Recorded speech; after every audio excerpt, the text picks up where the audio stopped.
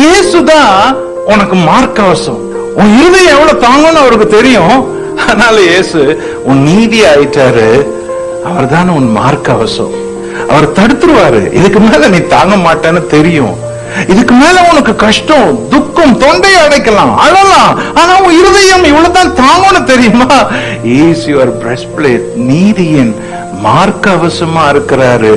ஆகையினால் நீ இந்த யுத்தத்தை ஜெயித்து விடுவாய். எல்லா எதிர்ப்புகளையும் நீங்க தடுத்துட முடியும். நடத்தி வந்த பாதைகளை நினைக்கும் போதெல்லாம் கண்ணீரோடு நன்றி சொல்லி துதிக்கின்றேன் ஐயா. உங்க அன்பு பெரியது, உங்க இரக்கம் பெரியது, உங்க கிருபை பெரியது, உங்க தயவு பெரியது.